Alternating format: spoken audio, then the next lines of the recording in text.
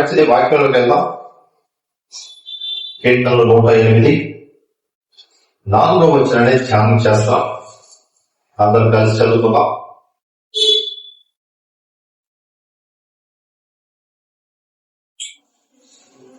యెహోవా నీ కృప ఆకాశము కంటే ఎత్తైనది,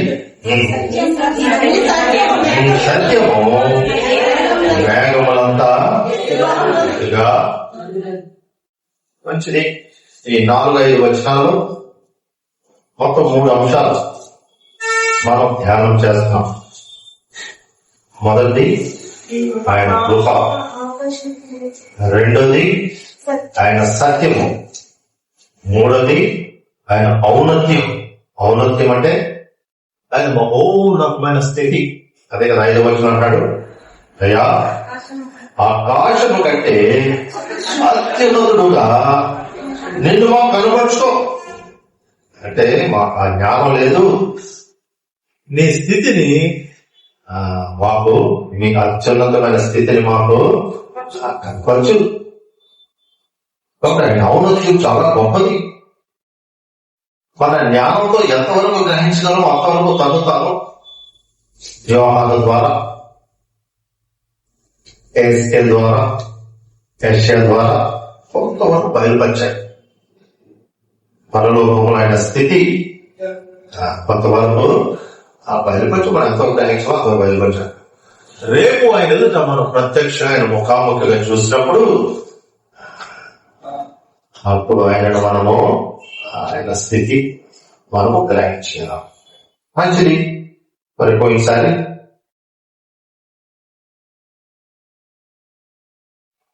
ఆయన కృపల గురించి కొంతవరకు ధ్యానం చేస్తాం.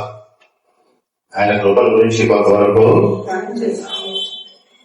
ఆయన కృప యుగ యుగమును నిలుచును. ఆయన కృప కొరత లేనిది, కటాఫ్ ఉండదు ఆయన కృపకి. ఆయన కృప మనం బ్రతికినంత వరకు, ఈ యుగం ఉన్నంత వరకు ఆయన కృప ఎలా ఉండదట. అందుకంటాడు ఆయన కొరత లేని ప్రేమను ఆయన కృప. కృప అంటే ప్రేమకి సూపం లేదు, అత్యున్నతమైనది. ఆయన అటువంటి స్వభావం మన పట్ల కలిగి ఉన్నాడు. ఆ స్వభావం కలిగి ఉన్నాడు కాబట్టి ఆయన కుమారుని లోకాన్ని పంపాడు. అది కేవలం ఆయన కృపే. మంచిది. మొదటి అంశం ఏంటి? ఆయన కృప యుగ యుగములు. రెండోది విశ్వాసుల పట్ల ఆయన కృప యొక్క పరిమితికి హద్దు ఉండదు. విశ్వాసుల పట్ల ఆయన కృప యొక్క పరిమితికి ఎవడదట హద్దు ఉండదు. దాన్ని కొంచెం చెప్పేసా, ఇక దానికి వివరణ ఉండదు, జ్ఞాపకం చేస్తున్నాం. మూడోది ఆయన పిల్లలతో పాటు ఆయన దుఃఖించేవాడు. ఆయన కృప ఇంకోటి ఏంటి? మనము దుఃఖిస్తున్నామంటే ఇక్కడ మనతో పాటు ఆయన కూడా ఏం చేస్తాడట, ఆయన దుఃఖించేవాడు, సంతోషించేవాడు కోసమా. మనము నిజంగా దుఃఖిస్తే కొన్ని పరిస్థితులు బట్టి మనం ఉపదయం కలుగుతుంది. ఆయన బహుగా ప్రేమించిన ఒక కుటుంబం, ఆ కుటుంబంలో ఒక వ్యక్తి కోల్పోయారు. అందును బట్టి ఆ కుటుంబం ఏం చేస్తుంది? బహుగా ప్రలాపిస్తుంది, దుఃఖిస్తుంది. ప్రభు ఆ కుటుంబంతో పాటు ఆయన కన్నీరు విడిచాడు, దుఃఖించేవాడు. కాబట్టి ఆయన కృపయందు మహోన్నతమైన ఇంకో లక్ష్యం ఏంటి? మనము దుఃఖిస్తే మనతో పాటు ఆయన కూడా ఏం చేశాడు? ఆయన దుఃఖించేవాడు. ఇంకోటి, మన అతిక్రమములన్నింటిని మన్నించేవాడు. ఆయన కృపయందు మన అతిక్రమములు ఒకసారి విమోచింపబడిన తర్వాత మనం ఈ లోకంలో బ్రతికినంత వరకు క్రీస్తును అన్యోన్యత గల వారికి ఏముంది? వారికి క్షమాపణ. అదే కదా యోహాను పత్రిక 1వ అధ్యాయం 7 అంటున్నాడు, ఇదిగో నేను వెలుగులో నడిచిన ప్రకారము మీరు వెలుగులో నడిస్తే నాతో మీరు అన్యోన్యత సహవాసం కలిగి ఉంటారు. అప్పుడు నా కుమారుని యొక్క రక్తం యేసుక్రీస్తు రక్తం మిమ్మల్ని ఏం చేస్తుంది? క్షమిస్తుంది, పవిత్ర మనసు. అది దేవుడు ఆయన కుమారుడు యేసుక్రీస్తు యొక్క అమూల్యమైన రక్తంలో నిబంధన చేసుకున్నాడు మన కొరకు. కాబట్టి మన అపరాధములకు ఏముంది? క్షమాపణ, అనుదిన రక్షణ. మన స్థితిని ఎరిగి క్షణక్షణం పడిపోయేవారు. మన స్థితిని ఎరిగి ఎవరైతే క్రీస్తుతో అన్యోన్యత కలిగి వారి విశ్వాసం నడిపించుకుంటూ తప్పిపోతారో వారికి ఏం కలుగుతుంది? క్షమాపణ, పవిత్రత, సమాధానం. అది దేవుడు నిబంధన చేస్తున్నాం మన స్థితి లేదు కాబట్టి మన అతిక్రమాలకు ఏముందట? అందుకు మీకాలు అంటున్నాడు, మన అతిక్రమాల విషయమై క్షమించు దేవుడు పైన నీతో సముడైన దేవుడు ఎవడైనా ఉన్నాడా ఈ లోకంలో? ఎవరైనా మంచి మాట అది కడత పెట్టలేదు మనం. ఏమంటాడైనా? మన అతిక్రమాల విషయమై క్షమించు దేవుడు పైన నీతో సముడైన దేవుడు ఎవడైనా ఉన్నాడా అని తన ప్రజల్ని జ్ఞాపకం చేస్తాడు. మనం క్షమిస్తానికి తన మనసును సిద్ధపరుచుకున్నాడు. మనం క్షమిస్తానికి తన మనసును ఏం చేస్తున్నాడు ఆయన? ఎటువంటి పరిస్థితుల్లో? ఆయనను విడిచిపెట్టేసి మళ్ళీ తిరిగి వారు ఐగుప్తు వెళ్ళిపోవడానికి ఒక నాయకుడిని ఏర్పాటు చేసుకుని అంత ఘోరమైన స్థితితో దేవుడు వారిని విడిపించి వాడిని పోషిస్తూ వాడిని సంరక్షిస్తూ పగలు మేఘ స్తంభంగా ఉండి రాత్రి అగ్ని స్తంభంగా ఉండి దేవుడు తన పట్ల తన ప్రజల పట్ల ఎంత కేర్, ఎంత జాగ్రత్త తీసుకుని ఆయన సన్నిధి వారితో నిలిపి వారి అవిధేయతలని క్షమిస్తూ మనిషి స్వభావం ఏంటి? మరి ఏం చేస్తున్నారు? మాకు అది వద్దు బాబు, మళ్ళీ మళ్ళీ మంచిగా ఎక్కడికి వెళ్ళిపోతాం.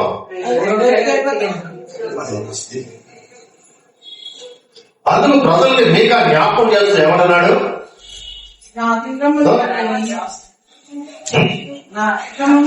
నా అతిక్రమముల విషయమై క్షమించు దేవుడు పైన నీతో సముడైన దేవుడు ఎవరు ఉన్నారయ్యా? ఆయనలాగా క్షమించే దేవుడు ఎవడైనా ఉన్నాడా ఈ లోకంలో? అంతవరకు మనం ధ్యానం చేశాం. ఇంకొక అంశం ఉండిపోయింది. ఇంకోటి ఏంటి? ఆయన కృపతో ఆయన పిల్లలకు రక్షణ సిద్ధపరచాడు, ఏర్పాటు చేశాడు. ఆ కృపయందు మనుషులకి ఏం సిద్ధపరచాడు?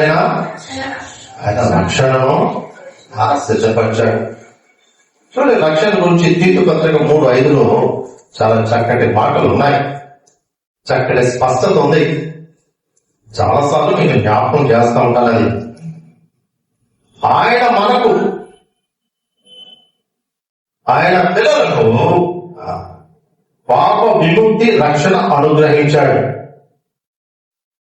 దేవుడు ఆయన కుమారుడు యేసుక్రీస్తునందు ఆ సత్యమునందు విశ్వాసత కలిగిన వారికి ఆయన పిల్లలుగా ఉండుటకు, ఇంకోటి పాప విముక్తి, విమోచన, రక్షణ అనేది ఏం చేశాడైనా? ఉచితంగా ఇచ్చాడు, అనుగ్రహించాడట. దీనికి మూలాధారం ఆయన కృపే, కరుణే గాని మనుషులు చేసే క్రియలు గాని లేకపోతే మతంలో ఉండే క్రైస్తవులు చేసే క్రియలు కాదు సుమా. అదే మొదటి అంశం అన్నాడు, మీరు క్రియల చేత కాక మీరు చేసిన నీతి క్రియలు అనుకుంటున్నారు సుమా. మీరు ఏదైతే చేస్తూ ఏ నీతి క్రియలు అని మీరు అనుకుంటారు కదా, ఆ నీతి క్రియల మూలంగా కాక మనుషులందరూ వారి కొన్ని మంచి పనులు చేసి ఆ క్రియను బట్టి వాళ్ళు ఏమనుకుంటున్నారు? నేను మంచివారు, నేను గొప్పవారు. అందుకే క్రైస్తవులు కూడా తప్పని మంచి పనులు చేస్తూ దానిని ఏమన్నారంటే పరిమితమైన దేవుడు పరిమితమైన భక్తి అనగలే, పరిపూర్ణంగా నీ విధేయతనే అడుగుతున్నాడు. అంతేగాని బాబు నువ్వు అక్కడ ఇదో నేను ఎంతవరకు చేయగలను, అందుకు చాలా స్పష్టంగా అంటాడు, క్రియల మూలముగా కాక. ఏ క్రియలు? నీతి క్రియలు అనుకుంటారు కదా మీరు. నీతి క్రియల మూలముగా కాక అంటే దాన్ని ఎలా అర్థం చేసుకోవాలి? దీనికి మూలాధారమైన కృపే. దేవుడు మనకి రక్షణ ఏదైతే సిద్ధపరిచాడో దానికి మూలాధారం ఏంటి? ఆయన కృప, ఆయన కరుణ. మనుషులు చేసే క్రియల మూలముగా కాదు. రెండోది ఆయన కనికరం చేశారు కదా ఇప్పుడు. తర్వాత పునర్జన్మ సంబంధమైన స్నానం. ఇప్పుడు ఏమంటాడు ఆయన? పునర్జన్మ సంబంధమైన స్నానం. ఇది కూడా చాలా సార్లు మీకు వివరించాను. పునర్జన్మ సంబంధమైన స్నానం అంటే క్రొత్త జన్మ అనుభవం. ఒక వ్యక్తికి పరిశుద్ధాత్మ దేవుడు అనుగ్రహించిన నూతన జన్మ అనుభవం. ఒక ముసలైన 86 సంవత్సరాలు ఉంటే అతనికి ప్రజలకి ధర్మశాస్త్రాన్ని ఉపదేశించేవాడు, ధర్మశాస్త్ర ఉపదేశకుడు. ప్రభువును గ్రహించాడు, ఆయన దైవ కుమారుడని, ఆయనలో సత్యం ఉందని గ్రహించాడు. ఆయనకి అర్థం కాని విషయం ఒకటి కనుక్కోవడానికి వచ్చాడు. రాత్రి వేళ ఎవరు చూడకుండా ఆయన ప్రభు దగ్గరికి వచ్చి అడుగుతాడు, అయ్యా నువ్వు నిజంగా సత్యవంతుడు, నాకు డౌట్ ఉంది. నేను పరలోక రాజ్యం చేరాలంటే నేను అప్పుడు ప్రజలకి ధర్మశాస్త్రోపదేశుడు, ప్రజలకి ధర్మశాస్త్రాన్ని బోధించేవాడు కానీ పరలోక రాజ్యం కూర్చుని విశ్వాసం అతనికి తెలియదు. అప్పుడు ప్రభు అని అంటున్నాడు, ఒకడు కొత్తగా జన్మిస్తేనే గాని వాడి పరలోక రాజ్యము. మరి ప్రజలకి ధర్మశాస్త్రోపదేశకుడు కొత్త జన్మ అంటే ఏంటో వాడికి ఏం లేదు, స్పష్టత లేదు, గ్రహింపు లేదు. వాడికి అర్థం కాక సనుకుంటూ తర్వాత దేవుడు తన కొట్టలేదు వాళ్ళు ఉన్న ఆసక్తిని బట్టి తర్వాత ఆ వ్యక్తిని ఏం చేస్తాడు? ఆయన రక్షించాడు. నికోదేము కూడా ప్రభు యొక్క శిలువ, ఆయన సమాధిలో ఆయన కూడా పాల్పంచుకున్నాడు. నికోదేము మంచిది. కాబట్టి ఒక వ్యక్తికి ఏముండాలి? క్రొత్త జన్మ అనుభవం. ఆ క్రొత్త జన్మ అనుభవం ఏది ఎలాగో తీతు పత్రికలో చాలా స్పష్టంగా రాశాడు. పునర్జన్మ సంబంధమైన స్థానం అంటే క్రొత్త జన్మ అనుభవం అంటే వాక్యం అనే నీళ్ళ ద్వారా సత్యమును కూర్చున్న విశ్వాసంతో వ్యక్తులు కలుగుట. క్రొత్త జన్మ అనుభవం ఏంటి? ఈ వాక్యం అనే నీళ్లు మన శరీరాన్ని ఏం చేస్తాయి? శుద్ధి చేస్తాయి. రోజు స్నానం చేస్తాం కదా. స్నానం చేసిన వ్యక్తి బయటికి వెళ్ళొచ్చి మళ్ళీ స్నానం చేస్తాడా? కాలు కడుకుంటాడా? అయితే మురికి అవుతుంది, మళ్ళీ వచ్చి కాలు కడుతుంది. కాబట్టి వాక్యం అనే నీళ్ళ ద్వారా ఏం కలుగుతుందట? సత్యమును కూర్చిన విశ్వాసత ఒక వ్యక్తిలో కలుగు. చూడండి, ఎఫెసీ పత్రిక 5:27 దాని గురించి స్పష్టంగా రాశాడు. క్రీస్తు సంఘమును ప్రేమించి అది కళంకమైనను ముడత అయినను అతిథి మరి ఏదైనను లేక పరిశుద్ధమైనది గాను నిర్దోషమైనది గాను మహిమగల సంఘముగాను ఆయన తన ఎదుట సంఘమును నిలువబెట్టుకోవాలని వాక్యమనే నీళ్లతో ఉదక స్నానం చేత పవిత్రపరిచాడట. ఉదక స్నానం చేత వాక్యమనే నీళ్లతో. కాబట్టి మనం సత్యమును కూర్చున్న స్పష్టత ఎలా కలుగుతుంది? దేవుడు ఆయన కుమారుడు యేసుక్రీస్తులో ఏదైతే సిద్ధపరిచాడో మనుషులకు, అది వాక్యం ద్వారా ఎంతో స్పష్టంగా మనుషులకు అందుబాటులోకి తీసుకొచ్చాడు. ఈ వాక్యం ద్వారా క్రీస్తును కూర్చున్న వార్త, ఒక వ్యక్తి యొక్క స్థితి, నేను పాపిని అనే స్పష్టత వాక్యం ద్వారానే గ్రహిస్తాడు. వాక్యం ద్వారానే పాపం ద్వారా విడుదలేంటో కూడా చాలా స్పష్టంగా ఈ వాక్యం ద్వారా గ్రహించిన వ్యక్తి ఏం చేస్తాడు? ఆయన సన్నిధిలో నేను పాపిని, నన్ను క్షమించని పెట్టుకుంటాడు. కాబట్టి ఒక వ్యక్తి క్రొత్త జన్మ పొందే అనుభవం కంటే ముందు ఈ వాక్యం అనే నేలతో వేయగలట. అందుకే ఆయన క్రీస్తుని సంఘాన్ని సంఘం ఏంటి? క్రీస్తులో పవిత్రపరచబడి పరిశుద్ధులుగా ఉండటకు ప్రత్యేకింపబడిన వారు సంఘం అంటే ఎక్లీషియా అంటారు. సంఘం అంటే ప్రత్యేకింపబడిన గుంపు. దేవుడు మనలందరూ ఆయన కుమారుడు యేసుక్రీస్తుని ఏం చేశాడైనా? ఆయన పవిత్రపరిచి పరిశుద్ధులుగా ఉండుటకు మనం ఏం చేశాడైనా? ప్రత్యేకపరుచుకున్నాడు. అందరితో కలిసిపోవటం లేదు సుమా. మనం అందరితో మిళితమైపోవడానికి లేదు. మీరు విలువబెట్టి కొనబడిన వారు. ఆయన అమూల్యమైన రక్తం చేత మనం ఏం చేశాడైనా? కొనుక్కున్నాడు. ఆయన పిల్లలుగా ఉండటం ఈ లోకంలో ప్రత్యేకపరుచుకున్నాడు. ఆయన పిల్లలు ఉండటానికి ఏం చేశాడైనా? అదే అన్నాడు ఎఫెసీ పత్రికలో, క్రీస్తు సంఘమును ప్రేమించి సంఘాన్ని ఏం చేశాడైనా? ఆయన పిల్లలు. సంఘం అంటే స్పష్టత. సంఘం స్పష్టత ఏంటి? ఆయన కుమారుడు యేసు క్రీస్తులో ఆయన విశ్వాసం వచ్చిన వారిని పవిత్రపరిచి పరిశుద్ధులు ఉండుటకు ప్రత్యేకింపబడిన వారు. ఆ రీతిగా దేవుడు మనల్ని ఏం చేశాడైనా? ప్రత్యేకపరుచుకున్నాడు. ఆ సంఘాన్ని ఏం చేశాడైనా? ప్రేమించాడట. ఆ సంఘాన్ని ప్రేమించి దానిలో ఎటువంటి కళంకం ఉండకూడదు కదా. ఆయన పరిశుద్ధుడు. రేపు మనం ఆయన ఎదుట నిలబడాలంటే ఆ సంఘానికి ఏముండకూడదు? కళంకం అనేది కళంకమైనను మడతైనను అతిథి మన ఏదైనాను లేక పరిశుద్ధమైనది గాను నిర్దోషమైనది గాను మహిమగల సంఘము గాను ఆయన తన ఎదుట రేపు ఆయన తన ఎదుట నిలబెట్టడానికి ఏం చేస్తాడంట? ఆయన వాక్యముతో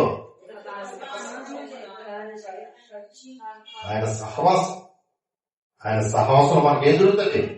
వాక్యం. ఆ వాక్యంతో మన స్థితి అవుతుంది.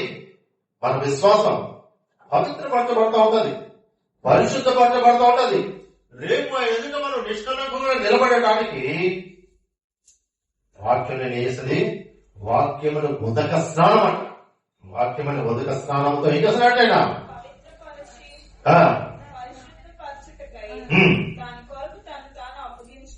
ఆయన తను తాను ఏం చేశాడైనా? వాక్యమనే నీళ్లతో ఉదక స్నానం చేత పవిత్రపరిచాడు. పరిశుద్ధాత్మ దేవుడు మనలో నూతన స్వభావాన్ని చేశాడు. ఆ విధంగా పరిశుద్ధాత్మ దేవుడు ఏం చేశాడా? నూతన స్వభావాన్ని. ఇంకా క్లారిటీ గా తీతు పత్రులు అంటాడు. తీతు పత్రులు ఏమన్నాడు? మీరు చేసే నీతి క్రియల మూలముగా కాక తన కనికరము కృపయందు ఇంకోటి పునర్జన్మ సంబంధమైన స్నానం. పునర్జన్మ సంబంధ స్నానం అంటే ఇప్పుడు మనం వివరించింది. ఎప్పుడైతే ఇతరులు అటువంటి అనుభవం కలుగుతుందో అప్పుడేమవుతుంది? మొట్టమొదట క్రీస్తు రక్తం పవిత్రపరచబడితేనే తప్ప పరిశుద్ధాత్మ దేవుడు నేను రాడు. అదేనా? ఒక వ్యక్తి క్రీస్తులో మన కొరకు సిద్ధపరచని ఏర్పాటు, ఆ ఏర్పాటును కూర్చున్న సత్యం మన హృదయం ఏం చేయబడాలి? విశ్వసింపబడాలి.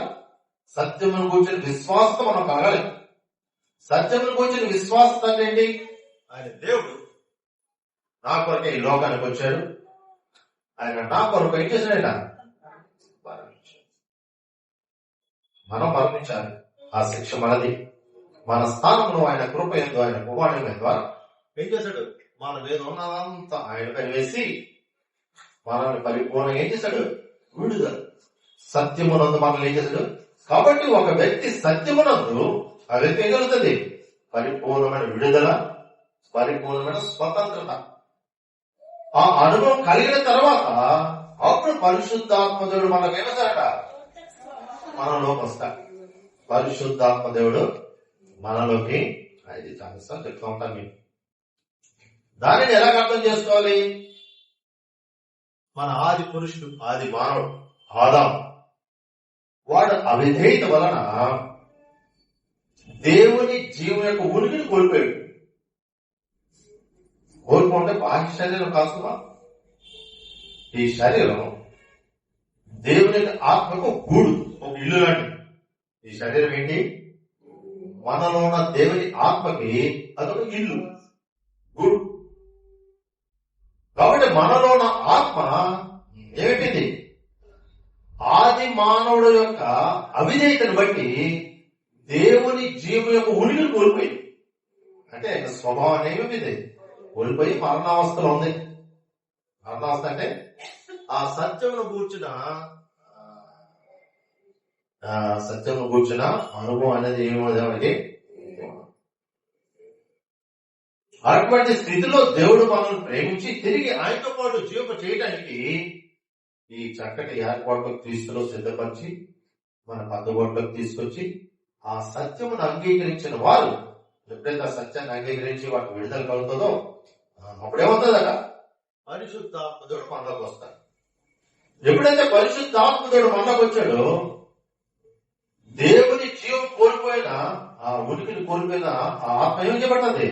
యాక్టివేట్ అవుతుంది, వెలిగింపబడుతుంది. అది కదా అన్నాడు, ఆయనలో జీవం నేను ఆ జీవం మనుషులకు అప్పుడు వెలిగింపబడుతుంది. మీలో ఒక నూతన స్వభావం వస్తుంది. ఎప్పుడైతే దేవుని జీవకు ఉనికి నీ ఆత్మ పరిశుద్ధాత్మ ద్వారా పొందిందో అప్పుడు మనకు ఏమొస్తుంది? వెలిగింపబడి ఆ సత్యమును కూర్చిన మనకి విశ్వాసత కలిగి దేవుని యొక్క ఉనికిని మనం ఏం చేస్తాం? ఆయన స్వభావంలోకి వస్తుంది. దాన్ని నూతన స్వభావం అంటారు. పరిశుద్ధాత్మ ద్వారా మీకు నూతన స్వభావం కలుగు చేయడం ద్వారా మీరు ఏం చేయబడ్డారు? రక్షింపబడ్డారు. అది రక్షణ. అప్పుడు అయితే రక్షణ పొందాడంటే ఈ ప్రక్రియ జరగాల్సిన ఈ అనుభవాలు ముందు అది ఎలా జరుగుతుంది? ఈ వాక్యం అనే దేవుని ఏర్పాటును కూర్చిన సత్యము మన కొరకు దేవుడు ఏదైతే క్రీస్తును సిద్ధపరిచాడో ఆ సత్యమును కూర్చిన వార్త ఈ వాక్యం ద్వారా మనుషులకు అందుబాటులోకి తీసుకొచ్చాడు. ఒక వ్యక్తి ఈ వాక్యం ద్వారానే సత్యాన్ని గ్రహిస్తాడు. ఎప్పుడైతే సత్యాన్ని గ్రహించాడో వాడి స్థితి తెలుస్తుంది. ఏంటా స్థితి? నేను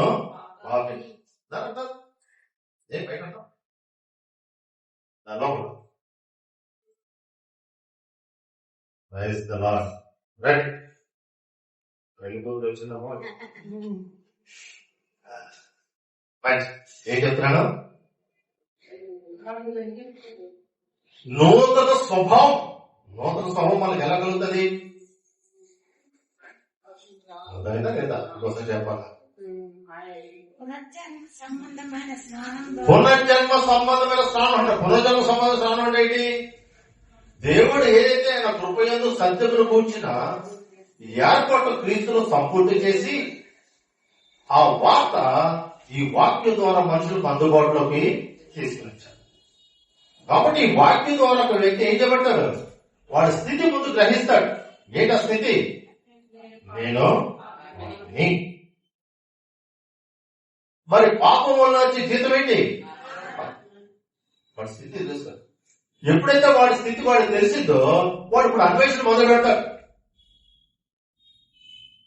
దాని జవాబు కూడా ఇక్కడే ఉంది, వాక్యంలో ఉంది. దాని జవాబు కూడా ఏముంది? నీకు చేయవసరం, నీకు వేరే ఉందని. దేవుడు క్రీస్తును సిద్ధపరచని ఏర్పాట్లను కూర్చొని సత్యాన్ని మనం ఏం చేయాలి? విశ్వసించాలి. అది నా కొరకే అనుకో. విశ్వసించడం ఏంటి? దేవుడు ఏదైతే సిద్ధపరచాడో ఆయన కుమారుడు యేసుక్రీస్తునందు అది ఎవరికి? అది వాడికి కాదు. ఎవరికది? అది నా కొరకే అని నీవు హృదయంలో అనుకోవడం విశ్వాసం. అర్థం మీకు? ఏంటి ఆయన ఏర్పాటు ఏంటి? ఆయన దేవుడు మానవుడయ్యాడు, అది ఆయన కృప. రెండోది ఆయన కృప వ్యక్తపరిచాడు. ఏది సంపూర్తి చేశాడు? ఆ పరిశుద్ధుడు నీ స్థానంలోకి వచ్చాడు. మన స్థితి ఏంటి? పాపం అంటే మనలో దేవునికి వ్యతిరేకమైన స్వభావం కలిగిన వారు. పాపం అంటే ఏంటి? మనలో ఏదైతే దేవుడు చేయొద్దన్నాడో అదే మనిషి చేస్తా ఉంటాడు. ఏదైతే దేవుడు చేయొద్దన్నాడో దేవుడు కూడా ఏం చెప్పాడైనా ఆయన ఆజ్ఞలు ఏమిచ్చాడు? నిర్మాణం 21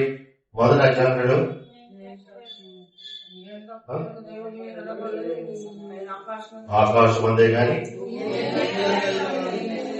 దేనిని నిలబెట్టకూడదు, దేనిని పూజించకూడదు. మనిషి ఏం చేస్తాడు?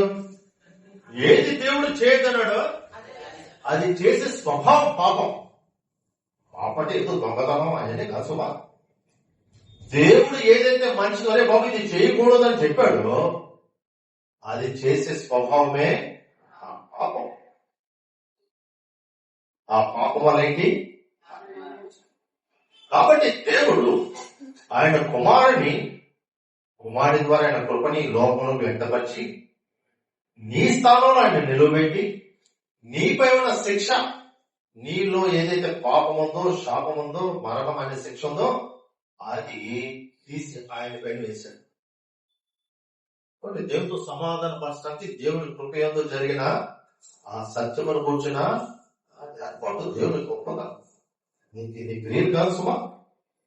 దేవుడు నిన్ను ప్రేమించి ఆ చక్కటి ఏర్పాటు ఆయన కుమారుడు మన కొరకు ఏం చేశాడంట? సిద్ధపరచండి. ఆయన నీ స్థానంలోకి వచ్చి నీ పాపాన్ని ఆయన పైన వేసుకుని ఆ పాపం ద్వారా వచ్చే మరణ శిక్ష ఏదైతే ఉందో అది ఆయన ఏం చేశాడైనా దానినే ఖైదనం అంటారు. అందుకు సిలువలో ప్రభువారు నా దేవా నా దేవా నన్ను మీరు మరణం మనము అనుభవించాల్సిన మరణాన్ని అనేకసాడైనా అనుభవించేశాడు. ఆ రీతిగా నేను ఏం చేశాడైనా విమోచించాడు, రక్షించాడు. అది మనకు ఎలా తెలుస్తుంది? ఈ వాక్యం దేవుని ఏర్పాటును కూర్చున్న సత్యం అంతా ఈ వాక్యం ద్వారా మనుషులకు ఏం చేశాడైనా అందుబాటులోకి తీసుకొచ్చాడు. పూర్వకాలం మంది చూడట్టు వదిలేశాడు. ఎప్పుడైతే సత్యం బయలుపరచబడిందో అందరూ అంతటా ఏం చేయబడాలి? మంచిది. దేవుడు ఆయన కృపయందు మన కొరకు సిద్ధపరచని ఏర్పాట్లకు వచ్చిన సత్యం ఏదైతే ఉందో దానిని విశ్వసించాలట. మనం విశ్వసించడం ఏంటి? అది నా కొరకే అని అనుకోవడం. విశ్వసించడం ఏంటి? అంతా విశ్వసించండి. విశ్వాసం అంటే ఏంటి? దేవుడు ఏదైతే క్రీస్తులో నీ కొరకు నా కొరకు సిద్ధపరిచిన ఏర్పాటుకు వచ్చిన సత్యం ఉందో అది ఏమనుకోవాలి? అయ్యా నా కొరకే మీరు ఈ లోకానికి వచ్చారు. నా స్థానంలో మీరు నాపై ఉన్న పాపం, దేవునికి నాకు ఏదైతే అడ్డుగా ఉందో ఆ పాపాన్ని మీ పైన వేసుకున్నారు. ఆ పాపం ద్వారా కలిగే మరణ శిక్ష నేను పొందాలి. నా స్థానంలో మీరు ఏం చేశారు? మీరు మరణించి అలా ఉండిపోలే, నా పక్షంగా మరణాన్ని జయించి పునరుద్ధారణగా తిరిగి లేవడం ద్వారా ఆత్మ సంబంధమైన జీవాన్ని ఆయన పునరుత్థానం ద్వారా ఈ లోపల ఏం చేశాడా? దేవుని ఏర్పాటు ఇది చక్కగా తెలుసుకొని స్పష్టత ఉన్నది మనకి. దేవుని ఏర్పాటును గురించిన సత్యం మనం చక్కగా ఏం చేసుకోవాలి? ఈ వాక్యం ద్వారా ఎరగాలి. గ్రహించిన వ్యక్తి దానిని ఏం చేయాలి? అది నా కొరకని ఎవరైతే విశ్వసిస్తారో వారు ఏం చేయబడతారు? రక్షింపబడతారు. ఎవరిలో ఇటువంటి అనుభవం ఉంటుందో అప్పుడు వారికి ఏం కలుగుతుందట? అప్పుడు పరిశుద్ధాత్మదేవుడు వారిలోకి వచ్చి ఏదైతే దేవుని జీవనం ఉడికి కోల్పోయిన ఆత్మ ఏదైతే ఉందో పరిశుద్ధాత్మ నీలోకి రావడం ద్వారా ఆత్మ ఏం చేయబడ్డది? ఆ జీవం వెలిగిపోబడి, ఆ జీవం ద్వారా నీ ఆత్మ ఏం చేయబడుతుంది? యాక్టివేట్ అవుతుంది, వెలిగిపోబడుతుంది, ఉనికి వస్తుంది. దాంట్లోకి ఆత్మ సంబంధమైన జీవం వస్తుంది. ఎప్పుడైతే ఆత్మ సంబంధమైన జీవం వచ్చిందో నీలోకి దేవుడి స్వభావం వచ్చేస్తుంది. నూతన స్వభావం అంటారు. దాన్ని ఏమంటారు? నూతన స్వభావం. ఎప్పుడైతే నీలో నూతన స్వభావం వచ్చిందో ఆ నూతన స్వభావం నీ పాప నైజంతో ఏం చేస్తాడది? పోరాటం. అది పోరాటం. ఏదైతే దేవునికి వ్యతిరేకమైన చేసావో ఇంతకుముందు ఏమి ఉండదు, మామూలుగా ఉండవు. ఇప్పుడు ఏముండదు? నీలో మనశ్శాంతి ఉండదు. ఎప్పుడైతే ఈ విధంగా నువ్వు దేవుని పిల్లలుగా ప్రత్యేకింపబడ్డామో అప్పుడు నీలో ఉన్న నూతన ఆ జన్మ అనుభవం పరిశుద్ధాత్మ ద్వారా కలిగిన ఆ జీవం ఏం చేస్తుంది నీలో? ఏదైతే దేవునికి వ్యతిరేకమైనది ఏదైనా నువ్వు చేస్తే వెంటనే నీలో ఏం కలుగుతుంది?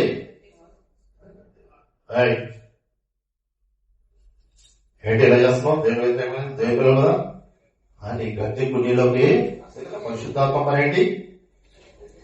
నీలో పాపాన్ని ముట్టగా చెప్పినా కదా, నీ పడిపోయిన స్థితిలో ఆదరిస్తూ ఉంటాడు, నేను బలపరుస్తూ ఉంటాడు, వాక్యంలో ఏం చేస్తాడు?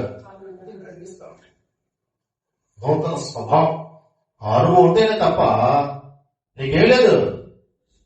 రక్షణ చేసుకున్నా నువ్వు ఎన్ని సంవత్సరాలు క్రైస్తవులు ఉన్నా, ఎన్ని సంవత్సరాలు నువ్వు మందిరానికి వస్తున్నా, నువ్వు ఎన్ని పత్రికలు వస్తున్నా, ఈ అనుభవం లేకపోతే ఒక వ్యక్తి ఏం చేయబడ్డు? ఒకరికి క్రొత్త జన్మ అనుభవం లేకపోతే వాడికి ఏం లేదట. అందుకని అంటున్నాడు, ఆయన కృపయందు మనుషులకు ఏం చేశాడంటే ఆయన కృపయందు ఆయన పిల్లలకు రక్షణ దయచేయవాడు. ఆయన కృపయందు ఆయన పిల్లలకు ఏం చేసేవాడు? ఆయన రక్షణ దయచేయవాడు. అలాగన్నాడు ఎఫెసీ పత్రిక 4:23-24 అన్నాడు.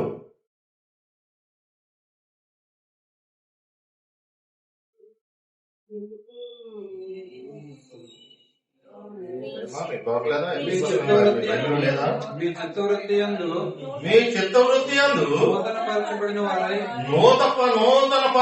వారై నీతియు యథార్థమైన భక్తి గలవారై దేవుని పోలికగా ఏం చేయబడ్డారు? సృష్టింప నవీన స్వభావం చదువుతాం. 23-24 వచనాలు. మీ చిత్తవృత్తి యందు నూతన పరచబడిన వారై నీతియు యథార్థమైన భక్తి గలవారై దేవుని పోలికగా సృష్టింపబడిన నవీన స్వభావాన్ని మీరు ఏం చేస్తున్నారు? క్రీస్తులో మళ్ళీ ఏం చేశాడు? నూతన స్వభావం, ఆత్మ సంబంధమైన జీవనం మనం ఏం చేసింది? యోహాను 1 అంటూ ఉంటాడు, ఆయనలో జీవము నేను, ఆ జీవము మనుషులకు, ఆ జీవము 2000 సంవత్సరాల నుంచి లోకంలో ఏం చేస్తుందట? ప్రకాశిస్తుంటే అక్కడే పడటం. కానీ చీకటి దాని ఏం చేయలేదు. ఎంత దౌర్భాగ్యం! దేవుని ఏర్పాటు కూర్చున్న సత్యాన్ని వ్యక్తి ఏం చేయలేకపోతున్నాడు? చీకటి అంటే మనుషులు, పాపం. చీకటి అంటే పాపంలో జీవించే చీకటి ఏం చేయలేకపోతుంది? ఆ సత్యంలో కూర్చున్న జీవాన్ని ఏం చేయలేకపోతుంది? మీరైతే చూడండి, మీరైతే ఏమన్నాడట? మీ చిత్తవృత్తి యందు నూతన పరచబడే వారై నీతియు దేవుని పోలికగా సృష్టింపబడిన నవీన స్వభావాన్ని మీరు ఎందుకు మాట చెప్పాడు? 20 వచనం అంటాడు,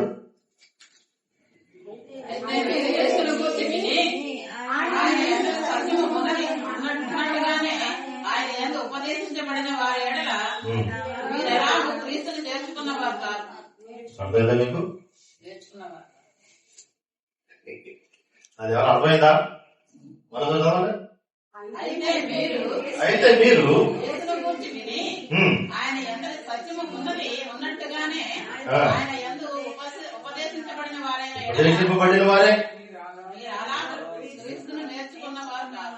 అలా మీరు క్రీస్తుని అర్థం ఏంటి? ఎలా చదువుకోవాలంటే అది మీరు యేసు స్వరం విన్నా, యేసు క్రీస్తు స్వరం మీరు ఏం చేశారు? విన్నవారే మీరు. ఆయన ఉన్నది, ఆయనలో ఏదైతే సత్యం ఉన్నదో ఉన్నది ఉన్నట్టుగానే ఉపదేశం పొందారు. ఇంకోటి ఏంటి? ఆయన గొప్ప యేసు క్రీస్తులో ఏదైతే సత్యం వ్యక్తపరచబడిందో ఆ సత్యం ఉన్నది ఉన్నట్టుగానే మీరు ఏం చేయాలి? ఉపదేశింపబడ్డారు. ఉపదేశం పడుతున్నారా లేదా? ఉపదేశింపబడ్డారు. ఆ కొరింథీ సంఘం రాస్తున్న ఎఫెసీ సంఘానికి ఇది నిజమే కదా. కానీ ఇంకా క్రీస్తుని మీరు ఏం చేయలేదు, నేర్చుకోలేదు. ఇంకా క్రీస్తు మార్గంలో ఆయన చిత్తానుసారంగా మీ విశ్వాసాన్ని ఏం చేసుకోలేకపోతున్నారు, నడిపించుకోలేకపోతున్నారు అని చెప్తూ ఈ మాటలు చెప్తున్నాడు. ఏంటది? కావున మునుబడి ప్రవక్తల విషయంలోనైతే మోసకరమైన దురాశల వలన చెడిపోవు మీ ప్రాచీన స్వభావాన్ని వదులుకొని మీ చిత్తవృత్తి యందు నూతన పరచబడిన వారై, ఇటువంటి స్వస్థత ఒక విశ్వాసం ఉండాలి. మీ ప్రాచీన స్వభావమునందు విరేయబడారు, నూతన పరచబడిన వారై క్రీస్తు యొక్క నీతి యథార్థమైన భక్తి గల వారై దేవుని కోరికగా సృష్టింపబడిన నవీన స్వభావం గలవారని మీరు ఏం చేసుకోవాలి, గ్రహించండి. ఒక విశ్వాసకి ఈ గ్రహింపు ఎప్పుడు ఉంటారు.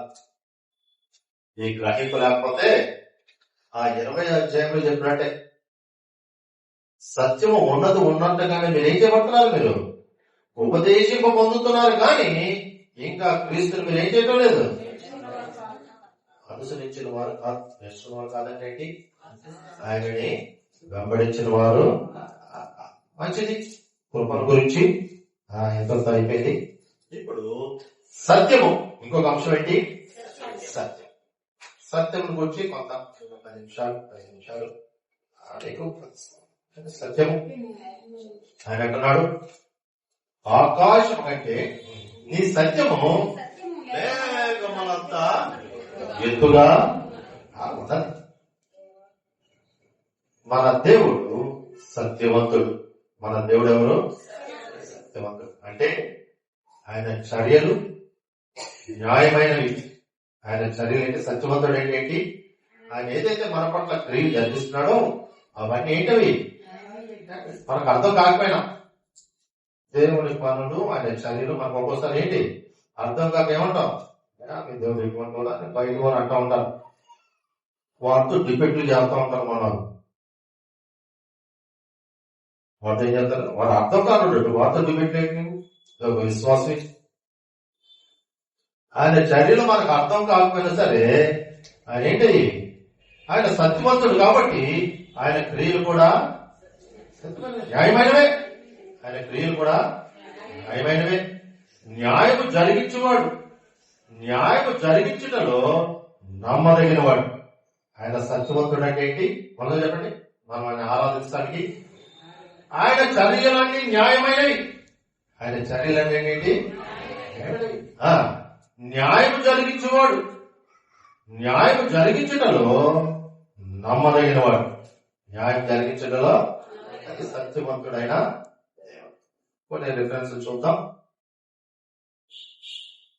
ద్వితీయోపదేశకాండం 32:4 అంటున్నాడు, ఆయన సత్యవంతుడు, ఆయన చర్యలని న్యాయములు, ఆయన న్యాయం జరిగించేవాడు, న్యాయం జరిగించడంలో నమ్మదగిన ఆయన సత్యవంతుడు కాబట్టి నీకు ఆయన ఎలా ఉన్నాడట? ఆశ్రయ దుర్గంగా. మోషే తన ప్రజలకు దేవుని సర్వ సంపూర్ణత వివరిస్తున్నాడు. అక్కడ ఆ అధ్యాయం ఏం చేస్తాడైనా ప్రజలందరినీ నిలువబెట్టి, ఇంకా రేపు వారు కానాన్ని స్వాధీనం చేసుకున్న తర్వాత వారు ఏ విధంగా ఉండాలి, వారి దేవుడు ఎటువంటి వాడు, సత్యవంతుడైన దేవుడు, ఆయన యొక్క గుణగణాలు చూపిస్తాడు. ఇక్కడ మోషే దేవుని ప్రజలను ఇశ్రాయేలుకు సర్వ సంపూర్ణతను వివరిస్తూ ఈ మాట చెప్తున్నాడు. ఇదిగో ఆయన సత్యవంతుడైన దేవుడు కాబట్టి ఆయన నీకు ఆశ్రయ దుర్గంగా ఉన్నాడు. ఆశ్రయ దుర్గం అంటే ఏంటి? ఒక దుర్గం అంటే కోట. దుర్గం అంటే ఏంటి? ఏదైనా శత్రువు మన మీదకి బాణాలు వేసినప్పుడు ఆ కోటలోకి వెళ్ళి సురక్షితంగా ఉండటం ఆశ్రయం.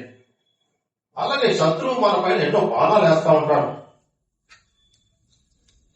కాబట్టి ఆ పరిస్థితుల్లో మనకు ఆశ్రయ దుర్గం ఈ లోకంలో ఆయన సత్యవంతుడైన దేవుడు కాబట్టి నీకు నాకు ఎలా ఉన్నాడు? ఆయన నువ్వు విశ్వాసం నుంచి తొలగిపోకుండా ఆయనతో పాటు నడవటానికి ఆ శత్రువు వేసే బాణాల నుండి నీకు ఆశలు కనిపిస్తున్నాడు. ఎందుకు? ఆయన సత్యవంతుడు. మనం స్తుతించడానికి చక్కటి కాంతం. ఇంకోటి ఏంటి? ఆయన సత్యం ఎలా ఉందట?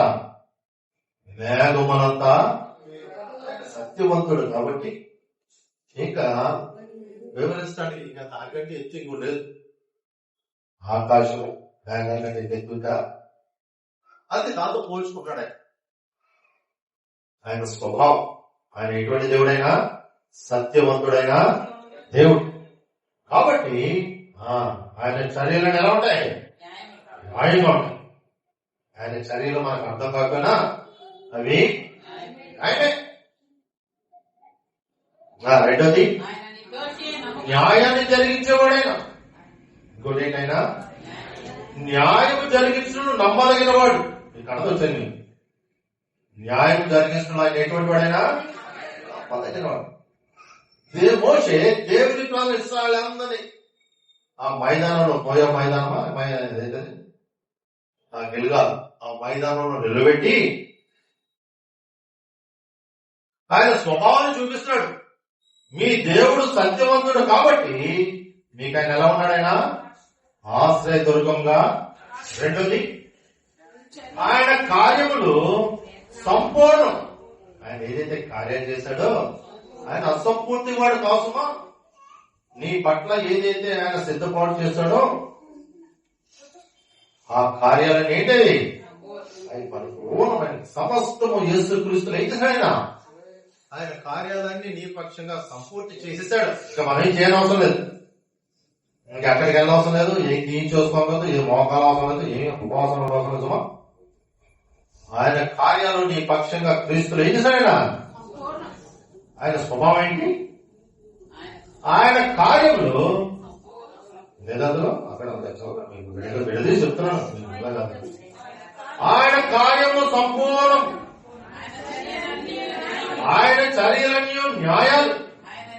ఆయన చర్యలు ఏంటట? న్యాయం. ఎందుకంట? ఆయన సత్యవంతుడైన దేవుడు కాబట్టి. అది అనుకోని ముందు నీవు నా పట్ల సత్యవంతుడైన దేవుడు కాబట్టి నువ్వు నాకు ఆశ్రయ దొరుకున్నావు. నీకు ఎన్నో స్తోత్రాలు. అది నోట్తో పలకాలి. ఎవరు ప్రార్థన చేయకండి. ఆయన ఆరాధించేటప్పుడు పరిశుద్ధాత్మ ఏదైతే మనకు బోధిస్తున్నాడో అవి మనం అనుభవిస్తూ మన నోటితో ఏం చేయాలి? పలకాలి. అదే ఆరాధన. అదే ఆరాధన ఏం చేయకూడదు. మీరు ప్రార్థన చేయకూడదు. సంఘాన్ని కాపాడండి, సంఘ కాపాడి కాపాడండి పలకూడదు. పరిశుద్ధాత్మ దేవుడు ఈ దినాన్ని మనకి ఏదైతే ఆత్మ సంబంధమైన సత్యాలు మనతో బోధించాడో అవన్నీ మనం అనుభవిస్తే ఏం చేస్తా ఉండాలి? అది నా కొరకే ఈ చక్కటి ఏర్పాటు క్రీస్తులో చేశాడు. ఆయన సత్యవంతుడైన దేవుడు కాబట్టి నాకు ఆశ్రయించడం ఉన్న ప్రభావం మీకు ఎన్నో వందనాలు అని మనతో ఏం చేయాలి? ఇంకోటి నీ కార్యాలన్నీ క్రీస్తులో నా వరకు ఏం చేస్తావు? ఏది అసంపూర్తి లేదమ్మా. సమస్తము క్రీస్తులు సంపూర్తి చేసి వాక్యం ద్వారా కదవడం. ఆయన కార్యాలు సంపూర్ణమైనవి. ఎందుకైనా నీ కొరకు ఆయన ఎలా ఉన్నాడైనా సత్యవంతుడు. నీ కొరకు ఆయన ఏమైనాడైనా సత్యవంతుడైనా దేవుడు కాబట్టి నా పక్షంగా నీ కార్యాలన్నీ క్రీస్తులు ఏం చేస్తావు? సంపూర్తి. అయ్యా నీకు ఎన్నో వందనాలు ఆయన చెప్పాలి. ఇంకోటి నీ చర్యలన్నీ న్యాయమే. కొన్నిసార్లు మనకు దుఃఖం కలుగుతూ ఉంటారు. నీ అవిధేయతను బట్టో లేకపోతే నేను పరీక్షించడానికో దేవుడు ఏం చేస్తూ ఉంటాడు? కొన్ని శ్రమలకి యోగు కంటే శ్రమలు ఎవరికైనా కలుగుతాయా? మనం అనుభవించే శ్రమంలో ఆ యోగుతో పోల్చుకుంటే పాపం చేస్తాను కాబట్టి మన ఉదయం సత్యవంతుడు కాబట్టి మనలో జరిగే ప్రతి కార్యం ఏదో చర్యలన్నీ ఏమంటారు? ఆయన చర్యలన్నీ న్యాయములు. అటువంటి స్వస్థత ఉండాలి. మన దేవుడు సత్యవంతుడు. నా పట్ల జరిగించిన చర్యలన్నీ ఏంటవి? దేవుడు నాకు కలిగించాడు. అనారోగ్యం ఎందుకు ఇచ్చాడు? ప్రశ్నలు మనకి ఏం చేయకూడదు. నీకు ఏ స్థితిని పెట్టి ఆ స్థితిని అనుభవిస్తున్నాయి. ఓలా ఉన్నాడు. ఆయన ఎన్నో అద్భుతాలు చేశాడు. ఆయన ప్రార్థన చేత చనిపోయిన వాడు కూడా ఏమన్నా ఆయనకు ఒక గుళ్ళు ఉంది. ఆయనకు ఒక దాని గురించి గొప్ప ప్రార్థన చేశాడు. దేవుడు ఇచ్చి జవాబు పెట్టి ఆ గుళ్ళు లేకపోతే వాడు విశ్వాసం చేయబోతాడు. కాబట్టి ఆయన సత్యవంతుడైన దేవుడు నీ పట్ల కలిగి ఉన్నాడు. కాబట్టి నీ పట్ల జరిగించిన చర్యలన్నీ ఏంటివై? న్యాయమైనవే. హృదయం అనుకోవాలి, అనుభవిస్తా ఉండాలి. అయ్యా ఏదో ఈ స్థితిలో నన్ను పెట్టావు, నీకెన్నో తీసేయండి అనకండి. ఏదైనా శ్రమ వచ్చింది అనుకోండి, ఏదైనా అనారోగ్యం ఉంది, నీకు వందనాలు ప్రభావం ఇచ్చావు నాకు అని చెప్తే వెంటనే అదేమవుతుంది? మంచిది, అందులో వెళ్ళదు మనం. ఆయన చర్యలన్నీ న్యాయములు. ఇంకోటి ఏంటి? ఆయన దోషము లేనివాడు కనుక ఆయన ఏంటంట, ఆయన ఎటువంటి దోషము అంటాడు. నాతో పాపం ఉందని మీలో ఎవరైనా నిరూపిస్తారా? ఛాలెంజ్. మన దేవుడు ఎటువంటి వాడు? సత్యవంతుడు. కాబట్టి ఆయన ఏం లేదు, ఆయనలో దోషము లేని వాడు కనుక ఆయనను మనం పూజించడానికి, ఆయన ఎదుట సాగిల పడటానికి, ఆయన ఘనపరచడానికి ఆయన నమ్మదగిన దేవుడు. స్వా ఆయన నీ పట్ల ఎలా ఉన్నాడు? ఆయన నమ్మదగిన దేవుడు. ఎలా నమ్మదగిన దేవుడు? ఆయన దోషం లేనివాడు. లేదక్కడ ఆయన అంటే దోషం లేనివాడు, సత్యవంతుడైన దేవుడు.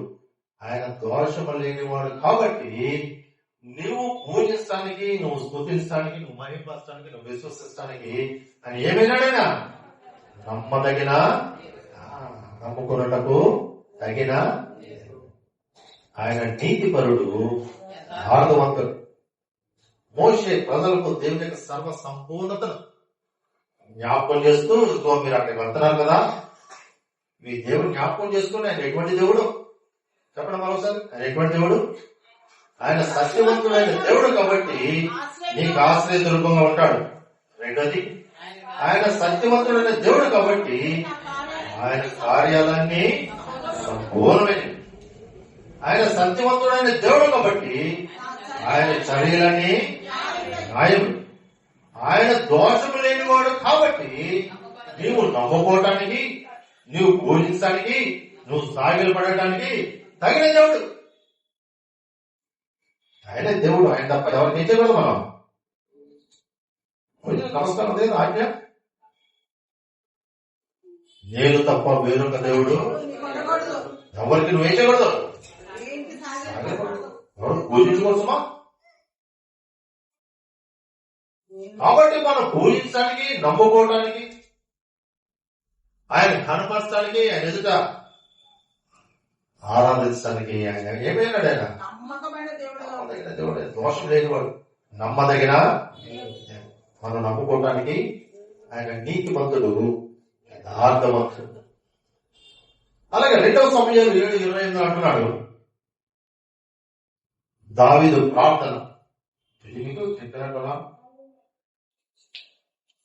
దావీదు హృదయంలో ఏమనుకుంటాడంటే, అయ్యో నేను ఇంత మంచి పవిత్రులు ఉన్నానే, నా దేవుని మనస్సు ఏంటి, ఆయన సన్నిధి గుడాలో ఉంది అని ఒక బాధ హృదయంలో. ఎవరికి? దావీదు. 2వ సమూయేలు 7:20. యెహోవా నా ప్రభువా. 19వ వచనం చదువుదాం. ఎప్పుడైతే అటువంటి బాధ, అటువంటి దేవుని గురించిన తృష్ణ అంట, ఏంటి, నేను ఇంత మంచి భవంతులు ఉన్నాను ఏంటి, నా దేవుని మందిరం ఎలా ఉంది, నా దేవుని సన్నిధి గుణాలు ఉందంటే అటువంటి బాధ అన్ని చాలా బాగా బాధ పెట్టేస్తాను. అప్పుడు దేవుడు ఏం చేశాడు? దానికి ఆన్సర్ చూపించాడు. ఒక ప్రవక్తను పంపించి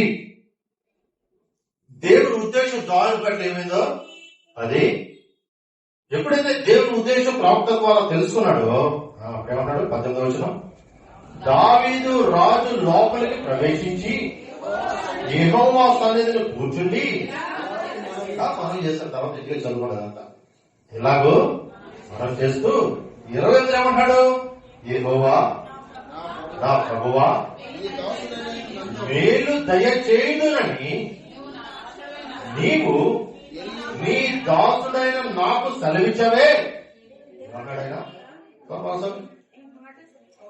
యెహోవా నా ప్రభువా మేలు చేయుదువని యెహోవా నా ప్రభువా మేలు చేయుదునని నీవు నీ దాసుడైన నాకు సెలవిచ్చావు కదా, నీవు సత్యవంతుడైన అని విశ్వాసం. చూడండి,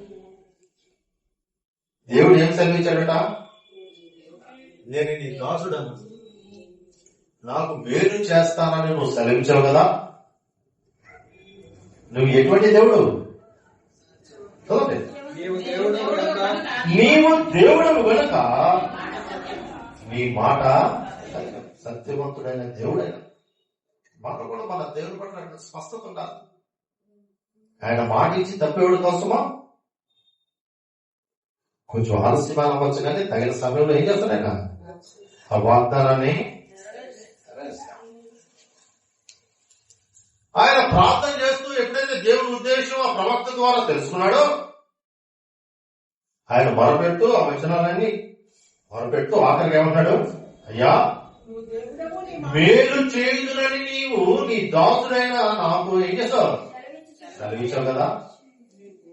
నీవు దేవుడు, నువ్వేమైనావు, నీవు దేవుడు గనక, దేవుడు అంటే నీ సమస్తాన్ని కలుగు చేసిన వాడు కనుక నీ మాట ఏంటది సత్యము అని భక్తుడు. అలాగే కీర్తనలో 146 అంటున్నాడు, మన దేవుడు ఆకాశమును భూమిని సముద్రమును దానిలోని సత్యమును సృజించిన వాడు, నువ్వు ఎన్నడూ మాట తప్పని సత్యవంతుడైన దేవుడు, ఆయన సమస్తాన్ని కలుగు చేసినవాడు.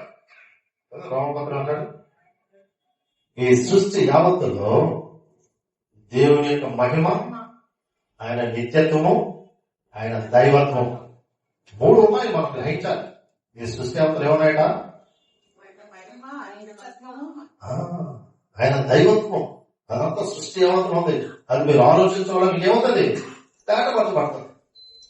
దాన్ని ఆలోచించడం ఇవన్నీ ఎలా జరుగుతున్నాయి, ఈ సృష్టి యావత్వం ఎలా నడిపబడుతుంది, అవన్నీ మనుషుడు ఆలోచించకపోవడం ద్వారా దేవుని యొక్క నిత్య శక్తిని, ఆయన దైవత్వాన్ని ఏం చేయబోతున్నాడు, ఆయన మహిమను గ్రహించబోతున్నాడు. ఇక్కడ భక్తులు ఏమన్నాడు, ఇక్కడ సారీ, మన దేవుడు ఆకాశమును భూమిని సముద్రమును సృజించిన వాడు, ఆయన అన్నాడు సత్యవంతుడైన దేవుడు. ఆయన అన్నాడు నీ పట్ల ఏం చేయలేనా, ఆయన మాట తప్పని. మంచిది, ఆ సత్యాన్ని లోకానికి ఎలా బయలుపరిచాడు మన మొదలు అయిపోయింది. ఆయనలో సత్యవంతుడైన దేవుడు చూసాం పాత నిబంధనలో. మన సత్యం ఈ లోకానికి ఎలా బయలుపరచబడింది, ఒక 5 నిమిషాల్లో వివరించండి, కానీ ఒక 5 నిమిషాలు మీకు కొన్ని రిఫరెన్స్ చూపిస్తాను. చూడండి, ఆ సత్యాన్ని ఎలా బయలుపరిచాడు యోహాను సువార్త 14లో. ఆ వాక్యం అంటే 1 నుంచి 3 వచనం చదవాలి. వాక్యం అంటే ఏంటో చెప్పాడు యోహాను సువార్త 1 నుంచి 3 వరకు. వాక్యం అంటే ఏంటి, వాక్యము దేవుడే నేను, వాక్యము దేవుని యందు నేను, వాక్యమే వాక్యం అంటే క్రీస్తు. దేవుడు వాక్కు ద్వారా సృష్టి అంతా చేయబడింది. ఆయన కుమారుని కొరకు సమస్తం చేయబడింది. ఈ సృష్టి యావత్తు అంతా ఎవరి కొరకు చేయబడిందట, దేవుడు ఏదైతే కలిగినాడో సమస్తం కుమారుడి. ఆయన దేవుడు. ఆ వాక్యము శరీరధారి. శరీరధారి ఏంటి, దేవుడు మానవుడయ్యాడు. శరీరధారి అంటే దేవుడు, ఆయన పరిశుద్ధుడు. ఆయన పరిశుద్ధుడుగా లోకానికి వస్తే లోకంతా తండ్రి అయిన దేవుడు మనుషులు. కాబట్టి దేవుడు ఆయన కుమారుడిగా ఈ లోకాన్ని ఏం చేస్తాడు మన మధ్యలోకి? దేవుడు ఆయన కుమారుడు ఈ లోకంలో వ్యక్తపరచడం ద్వారా మన పట్ల ఏదైతే దేవుని కృపా సత్యం ఏదైతే ఉందో అది ఈ లోకానికి ఇచ్చబడింది. దేవుని యొక్క కృప ఆయన సత్యము క్రీస్తులో సర్వ సంతృప్తి. అదే ఏమన్నా ఆయన ఏ విధంగా ఆ వాక్యము శరీరధారి అంటే దేవుడు మానవుడు అయ్యాడు. ఆయన దేవుని కృప సత్యం యొక్క సంపూర్ణతగా మనలో నివసించాడు. కాబట్టి దేవుడు మన పట్ల ఏదైతే కృప సత్యం కలిగి ఉన్నాడో ఆ సత్యం యొక్క సంపూర్ణత శరీరధారి అయి మన మధ్యలోకి ఏం చేసింది ఆయన. కాబట్టి దేవుడు ఆయన కృపాన్ని లోపల పంపడం ద్వారా దేవుని యొక్క కృప సత్యము వ్యక్తపరచబడింది. ఆయన లోపల రావడం ద్వారా ఏం చెప్పబడింది? బయలుపరచాడు. ఏ రీతిగా సంపూర్ణ చేశాడు ఇది మనం చెప్పుకున్నాం. ఏది సంపూర్ణ చేశాడు? ఆయన నీ స్థానంలో మరణించడం ద్వారా మన పట్ల దేవుని యొక్క కృపా సత్యం ఏం చేయబడింది? సంపూర్ణ చేయబడింది. కాబట్టి క్రీస్తు యోహాను ఎవరిని బలపరుస్తాడు? ఆయన ఏంటట? ఆ వాక్యము ఏదైతే 1-3 వరకు కూడా వాక్యము శరీరధారి మన పట్ల దేవుని యొక్క కృప ఆ సత్యం యొక్క సంపూర్ణత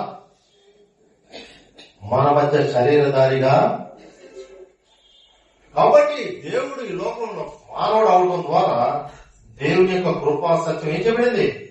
బయటపడ్డాడు, ప్రజెంట్ చేశాడు. అది ఏ రీతిగా సంపూర్తి చేశాడు? నీ స్థానంలోకి వచ్చి నీ స్థానంలో మరణించి మరణాన్ని జయించడం ద్వారా మన పట్ల దేవుని యొక్క కృపా సత్యం ఏం చేయబడింది? కంప్లీటెడ్, సంపూర్తి చేయబడింది. అది చెప్తున్నాడు భక్తుడు. కాబట్టి దేవుడు ఆయన సత్యవంతుడు. ఆయన సత్యము ఈ లోకంలో ఏ రీతిగా వచ్చింది? ఆయన కుమారుడు యేసు క్రీస్తు ద్వారా ఆయన సత్యాన్ని ఏం చేశాడు? ఈ లోకంలోకి బయలుపరిచి మన స్థానంలో ఆయన మరణించి ఆయన మరణాన్ని జయించడం ద్వారా మన పట్ల దేవుని యొక్క కృపా సత్యం ఏం చేయబడింది? సంపూర్తి చేయబడింది. మన పట్ల దేవుని యొక్క కృపా సత్యం ఏం చేయబడిందట? సంపూర్తి చేయబడింది. ఇంకోటి అంటాడు కింద ఏమంటాడు? ఇక తండ్రి వలన కలిగిన అద్వితీయ కుమారుని వారు దేవుని మహిమను, తండ్రి అయిన దేవుని యొక్క మహిమను వారు ఆయనలో చూచారట. ఇంకా 2వ సెకండ్ ఏదైతే వారు శిష్యులు, ఇప్పుడు ఇది ఎవరు రాశారు? యోహాను రాశాడు. యోహాను ద్వారా దేవుని యొక్క అమూల్యమైన ఆ ఏర్పాట్లకు వచ్చిన సత్యము, దేవుని యొక్క కృపా సత్యం ఈ లోకంలో ఏదైతే బయలుపరచబడింది, ఏ రీతిగా ఆయన సంపూర్తి చేయబడిందో వ్యక్తపరుస్తూ ఆయన ఏమంటాడు? ఇంకో మాట, ఆయన వారు దేవుని మహిమను ఆయనలో చూశారు. చదువు 2వ సెంటెన్స్. కలిగిన అద్వితీయ కుమారుని మహిమ వలె మనము ఆయన మహిమను కనబడుతుంది. ఆయన మహిమను ఏం చేశాడు? దేవుని మహిమను ఆయన కుమారులు వారు ఏం చేస్తున్నారు? వారు చూశారు. అనుకోవడం అంటే ఏంటి? ఏ సందర్భంలో చెప్పారంటారు? దేవుని మహిమను ఆయన కుమారుడు ఏ రీతిగా చూశారు? చూడండి, మత్తయి సువార్త 17:1-6 వరకు చూద్దాం.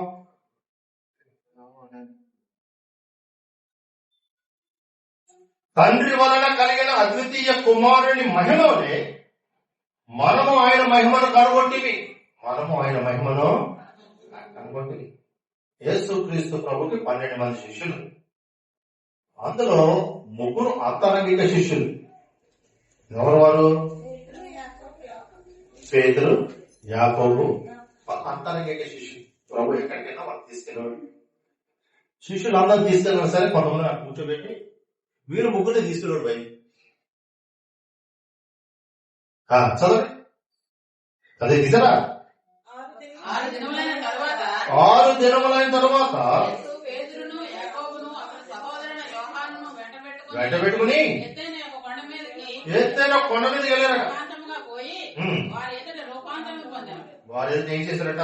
రూపాంతరము పొందారు. అప్పుడు ఏమైంది? ఆయన ముఖము ఆయన ముఖము సూర్యుని వలె, సూర్యుని వలె ప్రకాశించెను. ఆయన వస్త్రములు వెలుగు వలె ఆయన వస్త్రములు వెలుగు వలె తెల్లనివాయను. ఇదిగో మోషేయు, ఏలియా వారి కనబడాయనతో మాట్లాడుచుండేది. అప్పుడు అప్పుడు పేతురు, ప్రభువా మన మీద ఉండటం మంచిది. నీకు ఇష్టమైతే ఇక్కడ నీకు ఇక్కడ నీకు ఒకటికి మోసే కోటి ఏలియా కోటి 3 పర్ణశాలలు కడుదమని చేసుకో చెప్పాను. అతడు ఇంకా మాట్లాడుచుండగా ఇదిగో ప్రకాశమైన ఒక మేఘము వారిని కమ్ముకొనెను. ఇదిగో ఈయన నా ఇదిగో ప్రియకుమారుడు. ఈయన నా ప్రియకుమారుడు. ఈయన యందు నేను ఆనందించుచున్నాను. ఇది జ్ఞాపకం చేసుకుంటాడు. క్రీస్తులో దేవుని యొక్క మహిమను చూశారట. క్రీస్తులో దేవుని యొక్క మహిమను అదే సందర్భం లోకా వ్యక్తపరిచాడు, మార్కు కూడా వ్యక్తపరిచాడు. మార్కు 2:9, 2-6 వరకు ఉన్నది. అలాగే లోకా సువార్త 9:29-33 వరకు ఉన్నది ఇదే సందర్భం. దీనిని పేతురు జ్ఞాపకం చేస్తున్నాడు. 2 పేతురు 1:18లో 2 పేతురు 1:18లో జ్ఞాపకం చేస్తున్నాడు. మేము దేవుని యొక్క మహిమను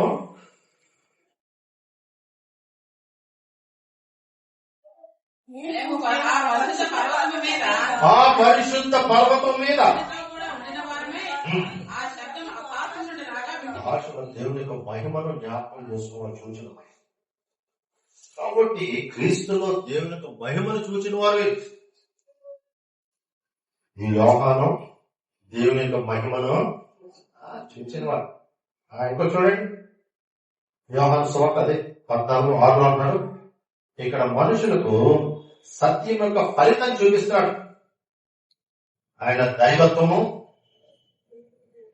1-6 వరకు చెప్తూ, నా ద్వారానే తప్ప ఎవడనో తండ్రి ఎందుకు ప్రభు తనను తను వ్యక్తపరుచుకున్నాడు. ఆయన దైవత్వం యొక్క ఏ రీతి వ్యక్తపరుచున్నాడు?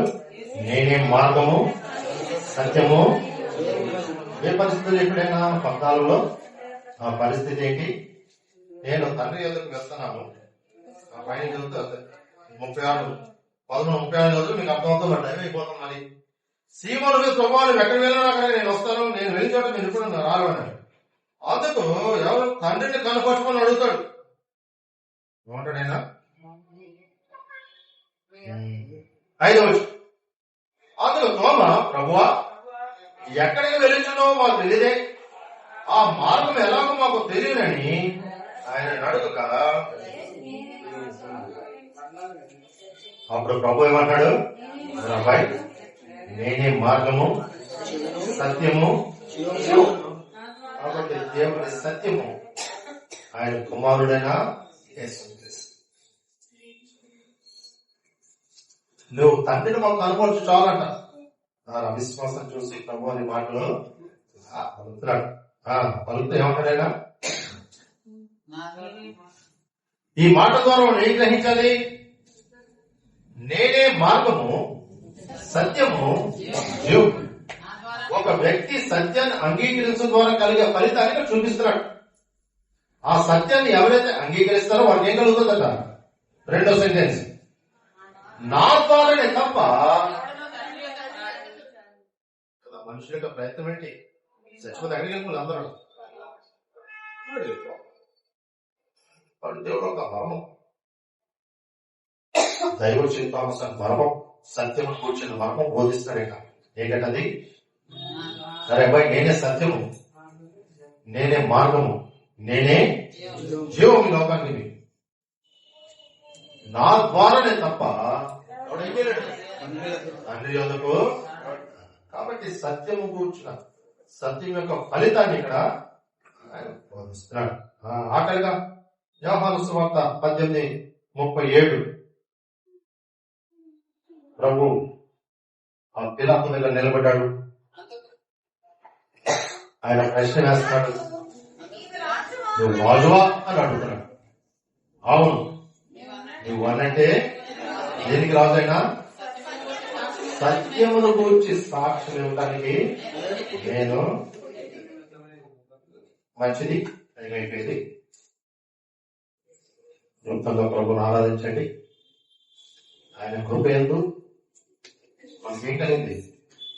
విమోచన, రక్షణ. పరిశుద్ధాత్మ ద్వారా నూతన జన్మ. ఆ నూతన జన్మ అనుభవం ఉంటేనే తప్ప ఒక వ్యక్తి ఏం చేయలేడు పరలోక రాజ్యానికి. మన దేవుడు సత్యవంతుడైన దేవుడు. మన దేవుడు ఎవరు? సత్యవంతుడైన ఆయన సత్యవంతుడైన దేవుడు కాబట్టి ఆయన నీకు నాకు ఎలా ఉన్నాడు?